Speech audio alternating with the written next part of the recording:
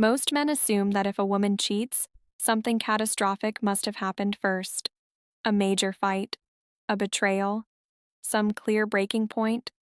That assumption is wrong. By the time most men notice anything is off, the woman has already decided. Not in that moment, weeks earlier, maybe months. The cheating itself is just the visible part of a process that was silent the entire time. And here's what makes this particularly difficult to track. The behavior that precedes it often looks like improvement. She becomes slightly more independent, a little less emotionally reactive. She might even seem calmer, more agreeable. Men interpret this as the relationship stabilizing. What they're actually watching is detachment in progress.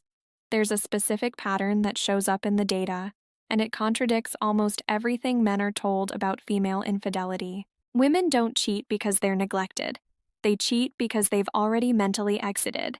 And the cheating is confirmation, not cause. Let me explain what I mean by that. When a woman is still emotionally invested in a man, dissatisfaction creates noise. She complains, she argues, she tries to pull a reaction out of him. This is uncomfortable, but it's a signal that the relationship still matters to her. When that noise stops, most men feel relief. Finally, peace. No more tension. What they don't realize is that silence in this context isn't peace, it's withdrawal. She's stopped trying to get something from the relationship because she's no longer expecting it. And once expectation drops, behavior starts getting reinterpreted. Things that used to feel like affection now feel neutral. Effort that used to be appreciated starts looking like obligation. The same actions, no change in what the man is doing, but the lens has shifted. And this is where men get confused, because from their perspective, nothing changed. They're doing the same things they always did, maybe even more. They're being patient, supportive, steady. But the woman has already recalibrated.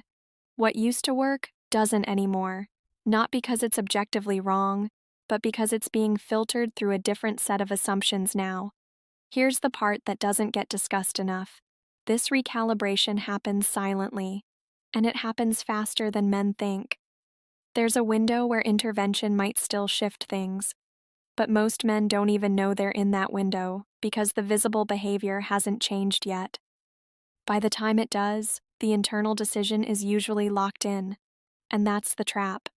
Men operate on the assumption that they'll see it coming, that there will be warning signs, clear indicators, a moment where she explicitly communicates dissatisfaction. Sometimes that happens, but more often, the communication was already attempted, months ago, in ways the man didn't recognize as significant. A comment about feeling disconnected, a question about where things are going, a shift in how she responds to affection. These moments felt minor at the time, easily dismissed, not worth serious attention. But they weren't minor to her. They were tests. And when those tests didn't produce the response she was looking for, she stopped testing. That's when the real distance begins, not with a fight, not with an ultimatum, just a quiet conclusion that the relationship isn't going to give her what she thought it would. Now, here's where the statistics start telling a sharper story. Women in creative fields cheat at significantly higher rates. Women who earn more than their partners cheat more. Women who are completely financially dependent on their partners also cheat more. On the surface, these seem contradictory, but they're not. The common thread isn't circumstances, it's psychological positioning. Creative women are around men who are socially fluent, emotionally expressive, and often higher in openness. That increases exposure to alternatives. Women who out-earn their partners experience a mismatch between economic reality and attraction logic. Women who are financially dependent often feel invisible, and invisibility breeds resentment. Different situations, same underlying mechanism. The perception that better options either exist or should exist.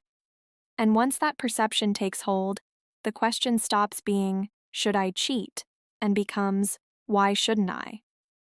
This is where men make a critical error in interpretation. They assume that loyalty is the default, and cheating requires justification. That's not how it works for most women. Loyalty is sustained by ongoing validation that the man remains the best option available. Remove that validation or introduce doubt, and the calculus shifts immediately. Men are told that women cheat for emotional reasons: connection, intimacy, feeling unseen. That's partially true, but it's not the full picture. Women also cheat for physical reasons. The data shows that over half of female infidelity has a physical component. It's not purely emotional escapism. There's a deliberate choice being made about sexual engagement with someone else. What this tells us is that women are capable of compartmentalizing in ways that men don't expect. A woman can be emotionally detached from her partner and still perform the relationship correctly. She can be physically engaged elsewhere and maintain the appearance of normalcy at home. This is why men get blindsided. The signs they're looking for, emotional distance, lack of affection, obvious dissatisfaction, might not show up until after the fact. And even when they do show up, they're often misread. A woman who becomes suddenly more attentive might be compensating for guilt. A woman who picks fights over small things might be trying to justify what she's already doing. A woman who becomes sexually distant might have already redirected that energy elsewhere. Each of these behaviors can mean multiple things, and men, trying to interpret them in good faith, usually pick the interpretation that feels least threatening. That's a mistake. Not because men should assume the worst, but because they should recognize that surface behavior is often the last thing to align with internal reality. There's another layer here that most people avoid talking about. A large percentage of women, when asked hypothetically if they would cheat if they knew they wouldn't get caught, say yes. Not a small minority, a majority. This doesn't mean every woman will cheat, but it does mean that for many women, the primary deterrent isn't moral conviction, it's consequence. Remove consequence, and the behavior becomes significantly more likely. Men tend to interpret female sexuality as inherently more controlled, more selective, more governed by emotional attachment. And in some contexts, that's accurate, but in others, it's projection. Women are just as capable of opportunistic sexual behavior as men.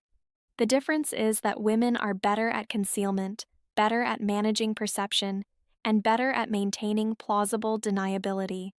Which brings us to another uncomfortable pattern. Infidelity rates spike during summer months. They spike again around the 7-year mark in relationships. They spike in women who married later in life. These aren't random fluctuations. They're predictable. Summer increases social exposure. The 7-year mark is where familiarity starts eroding novelty. Women who marry later have more reference points, more past partners to compare against. Each of these situations creates the same condition. The current relationship is being measured against alternatives, either real or remembered. And here's what men consistently fail to grasp. Once that comparison starts, it doesn't stop. You can't logic your way out of it. You can't perform your way out of it, because the comparison itself is the problem. A woman who is comparing isn't evaluating whether you're good enough. She's evaluating whether you're still the best. And best is a moving target, shaped by memory, exposure, and perception. The man she's with now gets compared to the version of himself from 6 months ago, to the man she dated before him, to the hypothetical man she thinks she could attract if she were single again. None of these comparisons are fair, but fairness isn't the point. The comparison happens automatically, beneath conscious thought, and it shapes how every interaction gets interpreted. Now, let's talk about what happens after infidelity. Most people assume that if a woman cheats, the relationship is over. That's not what the data shows. A significant percentage of women who cheat stay in the relationship. Some because they don't want to lose stability. Some because the affair was never about leaving. It was about buchong, something they felt was missing. But here's the part that matters. Staying doesn't mean resetting. Even if the affair ends, the internal shift that allowed it to happen in the first place doesn't reverse.